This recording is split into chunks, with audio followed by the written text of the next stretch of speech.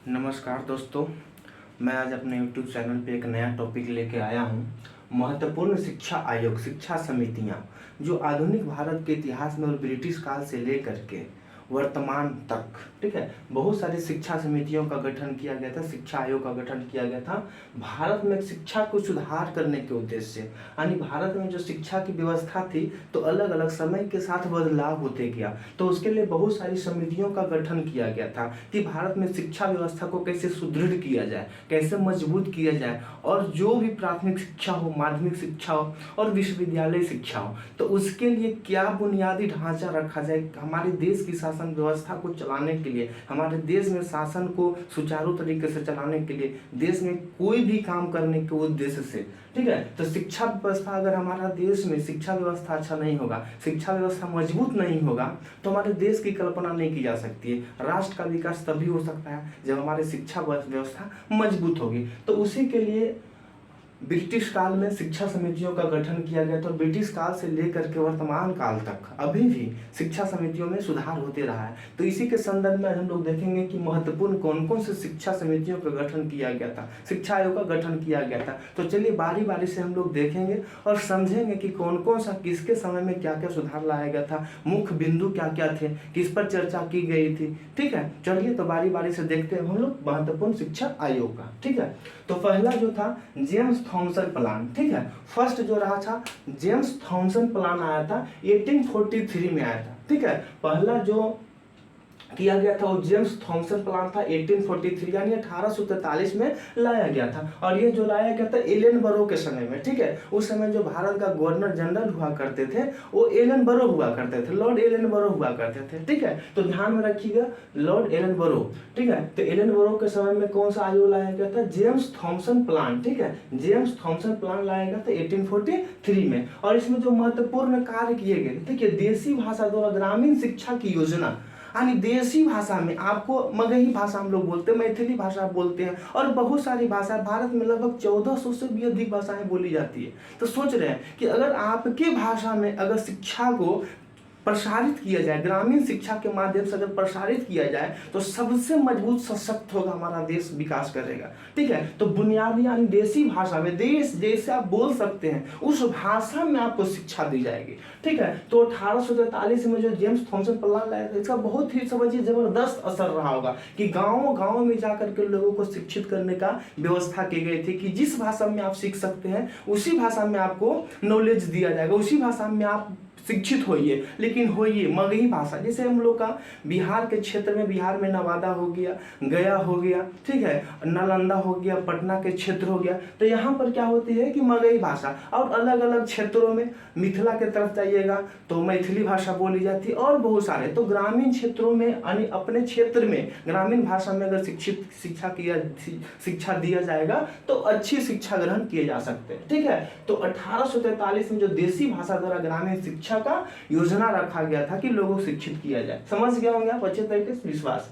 दूसरा Wood dispatch. ठीक है, वुड डिस्पैच जो लाया गया था 1854 में लाया गया था, 1854 में लाया गया था। ठीक है, ध्यान रखिएगा, वुड डिस्पैच जो लाया गया था 1854 में लाया गया था। और ये जो लाया गया था लॉर्ड डलहौजी के समय में। लॉर्ड डलहौजी का नाम तो सुने ही होंगे, बहुत सारे कार्य किए थे वो। ठीक है, तो लॉर्ड डलहौजी के काल में लाया गया था। उनका जो काल रहा था लॉर्ड डलहौजी का, ठीक है, 48 से 56 तक रहा था। उनके समय में बहुत सारे टेलीग्राम की भी शुरुआत हुई थी, उनके समय में रेलवे की भी शुरुआत हुई थी। ठीक है, लेकिन उनके समय में शिक्षा के माध्यम अंग्रेजी, ठीक है, उच्च शिक्षा का जो माध्यम बनाया गया तो अंग्रेजी बनाया गया था। और स्त्री शिक्षा पर भी बल कहा जाता है कि अगर हमारे देश की महिलाएं सशक्त नहीं होगी, हमारे देश की महिलाएं मजबूत नहीं होगी, तो देश का विकास अच्छे तरीके से नहीं हो सकता है। ठीक है, तो महिलाएं को मजबूत करने के उद्देश्य से, महिलाओं को शिक्षा पर विशेष फोकस करने के उद्देश्य से जो था वुड डिस्पैच चलाया गया था। और उच्च शिक्षा का माध्यम क्या बनाया गया था, इंग्लिश बनाया गया था। इसके पीछे क्या रीजन था, अंग्रेजी क्यों बनाया गया था। ठीक है,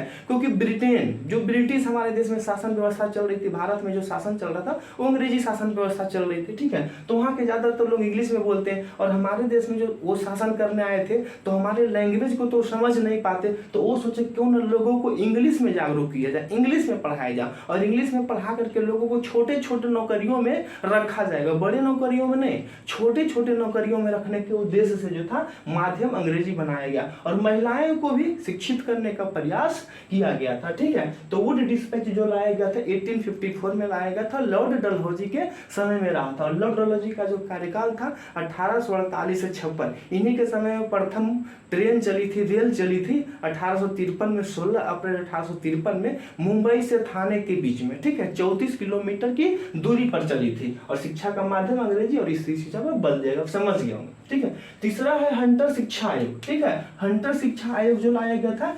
1882 में, हंटर शिक्षा आयोग जो लाया गया था 1882 में लाया गया था। और ये लॉर्ड रिपन, ठीक है, स्थानीय स्वशासन के जनक भी कहे जाते हैं लॉर्ड रिपन। ठीक है, तो 1882 में लॉर्ड रिपन के समय में लाया गया था और स्थानीय स्वशासन के जनक भी कहे जाते हैं लॉर्ड रिपन। और इनका जो मुख्य उद्देश्य था प्राथमिक शिक्षा पर, ठीक है, प्राथमिक शिक्षा पर जोर दिया जाए। ठीक है, तो प्राथमिक शिक्षा पर जोर दिया जाए, 21 आयोग में कहा गया था। तो हंटर शिक्षा आयोग जो गठित किया गया था 1882 में लॉर्ड रिपन के समय में, और इसी के समय में स्थानीय स्वशासन का जनक, स्थानीय स्वशासन की भी शुरुआत हुई थी। और स्थानीय स्वशासन का जनक जो कहे जाते हैं वो लॉर्ड रिपन कहे जाते हैं। ठीक है, तो इसको भी ध्यान में आपको रखना। और वर्नाक्युलर प्रेस एक्ट जो 1878 में लाया गया था वो 1882 में हटा दिया गया था, इन्हीं के समय में, लॉर्ड रिपन के समय में। ठीक है, तो वर्नाक्युलर प्रेस एक्ट को भी हटा दिया गया था, इनके समय में स्थानीय स्वशासन के जनक भी कहे जाते हैं। और एक हंटर शिक्षा आयोग का भी गठन इन्हीं के समय में किया गया था। एक था इल्बर्ट बिल, ठीक है, फौजदारी मुकदमा से संबंधित था।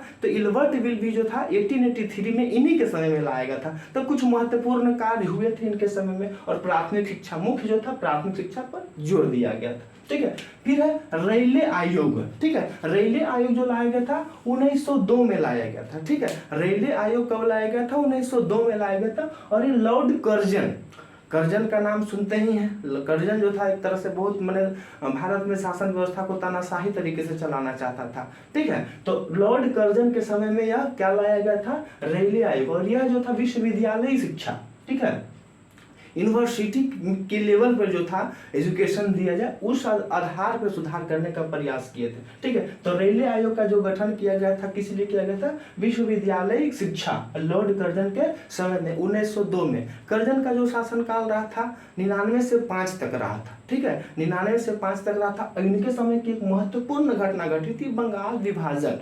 आप लोग को पता होगा बंगाल विभाजन जो घटा था 1905 में घटा था। ठीक है, बंगाल विभाजन किसके समय में घटा था? लॉर्ड कर्जन के समय में घटा था। ठीक है, और इसको वापस जो ले लिया गया था 1911 में वापस ले लिया गया था लॉर्ड हार्डिंग द्वितीय के समय में। ठीक है, तो रेलवे आयोग जो बनाया गया था 1902 में बनाया गया था और विश्वविद्यालय शिक्षा से संबंधित था। नेक्स्ट हम लोग देखते हैं सैडलर आयोग। ठीक है, सैडलर आयोग जो बनाया गया था 1917 में। ठीक है, सैडलर आयोग का जो गठन किया गया कब किया गया था? 1917 में किया गया था। ठीक है, यह भी जो था विश्वविद्यालय शिक्षा, व्यवहारिक शिक्षा और महिलाओं की शिक्षा पर भी जोर दिया गया था। ठीक है, तो सैडलर आयोग का गठन कब किया गया था? 1917 में किया गया था। विश्वविद्यालय शिक्षा, व्यवहारिक शिक्षा और महिला शिक्षा। अच्छा, एक और प्रश्न से पूछता है कि विश्वविद्यालय शिक्षा पर जो जोर दिया गया था, विश्वविद्यालय शिक्षा से रिलेटेड जो सुधार करने की बात की गई थी सैडलर आयोग 1917 में, वो किस विश्वविद्यालय से शुरुआत की बात की गई थी? तो कलकत्ता विश्वविद्यालय से। ठीक है, ये डीप का क्वेश्चन आपके एग्जामों में पूछा जा सकता है। किस विश्वविद्यालय से सुधार की बात की गई थी? तो कलकत्ता विश्वविद्यालय। ठीक है, ध्यान में रखिएगा, कलकत्ता जो वेस्ट बंगाल का राजधानी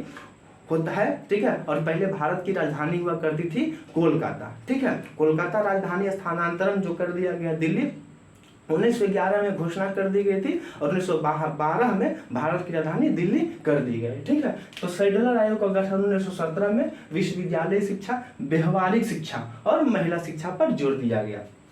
नेक्स्ट है हार्टोग समिति। ठीक है, हार्टोग समिति का जो गठन किया गया था 1929 में किया गया था। हार्टोग समिति का गठन कब किया गया था? 1929 में। हार्टोग समिति 1929 में किया गया था। इसका भी जो मुख्य उद्देश्य था प्राथमिक शिक्षा को राष्ट्रीय महत्व, ठीक है, यानी प्राथमिक शिक्षा जो है उसको नेशनल लेवल पे फोर्स किया जाए, बल दिया जाए। ऐसा नहीं कि गांव लेवल पे किया जाए और उसको आगे ना बढ़ाया जाए। मतलब जब तक हमको प्राइमरी एजुकेशन नहीं मिल पाएगा और अच्छे लेवल पर नहीं कर पाएंगे तो अच्छा आगे कैसे बढ़ पाएंगे। ठीक है, तो प्राथमिक शिक्षा को राष्ट्रीय महत्व पर बल देने की बात की गई थी। और हार्टोग समिति भी जो है किससे संबंधित है? शिक्षा से। गठन कब हुआ था? 1929 में। किस शिक्षा से? प्राथमिक शिक्षा को राष्ट्रीय महत्व पर बल की बात करती है।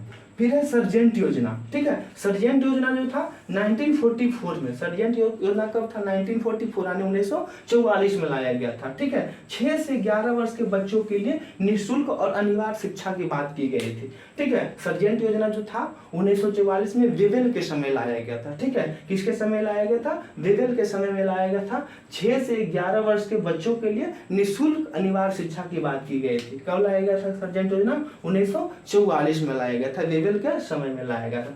नेक्स्ट है राधा कृष्णन आयोग, ठीक है। राधा कृष्णन आयोग जो लाया गया था वो 1948 से 49 में। राधा कृष्णन आयोग कब लाया गया था? 1948 से 49 में। इसका भी जो मुख्य उद्देश्य था विश्वविद्यालय शिक्षा पर रिपोर्ट, विश्वविद्यालय शिक्षा पर रिपोर्ट की बात की गई थी। और यूजीसी, ठीक है, यूनिवर्सिटी ग्रांट कमीशन का जो बनाया गया, स्थापित किया गया, इसी राधा कृष्णन आयोग की सिफारिश पर किया गया था, ठीक है। यूजीसी की स्थापना जो की गई थी, तो विश्वविद्यालय शिक्षा पर है। और राधा कृष्णन आयोग का 1948 से 49 के बीच में।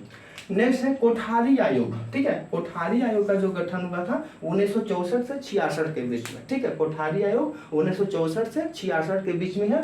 और ये जो है शिक्षा पद्धति के लचीलेपन पर, यानी शिक्षा को लचीला, ज्यादा हार्ड न बनाया जाए, ठीक है। मतलब नॉर्मल रखा जाए, ऐसा रखा जाए कि लोगों को शिक्षा पहुंच हो सके और अच्छे तरीके से समझ सके, ठीक है। तो कोठारी आयोग का जो गठन किया गया था 1964 to 66 में, और शिक्षा पद्धति को लचीलेपन बनाने के उद्देश्य से किया गया था। नेक्स्ट है राम मूर्ति समिति, ठीक है। कौन सी समिति? राम मूर्ति समिति। तो राम मूर्ति समिति का जो गठन हुआ था 1990 में हुआ था, ठीक है। राम मूर्ति समिति का गठन कब हुआ था? 1990 में हुआ था। और इसका जो मुख्य उद्देश्य था नवोदय विद्यालय को आदर्श बनाना, ठीक है। नवोदय विद्यालय नवोदय विद्यालय स्कूल जो है, तो नवोदय विद्यालय को आदर्श बनाना, मतलब हमारे देश में भी बहुत सारे नवोदय विद्यालय चल रहे हैं, ठीक है। उसको आदर्श, ताकि अच्छी शिक्षा दी जाए। तो नवोदय विद्यालय को आदर्श बनाना किस समिति का सिफारिश में किया गया था? तो राम मूर्ति समिति। कब गठित किया गया था? तो 1990 में। कब गठित किया गया? 1990 में नवोदय विद्यालय को आदर्श बनाने की बात की गई। नेक्स्ट है यशपाल समिति। कौन सी समिति? यशपाल समिति। इसका गठन जो हुआ था 2008 में हुआ था, ठीक है। यशपाल समिति का गठन कब हुआ था? 2008 में गठन हुआ था। और इसका जो मुख्य उद्देश्य रहा था राष्ट्रीय उच्च शिक्षा एवं अनुसंधान आयोग का गठन, राष्ट्रीय उच्च शिक्षा, ठीक है, हायर एजुकेशन, राष्ट्रीय नेशनल हायर एजुकेशन की बात की गई।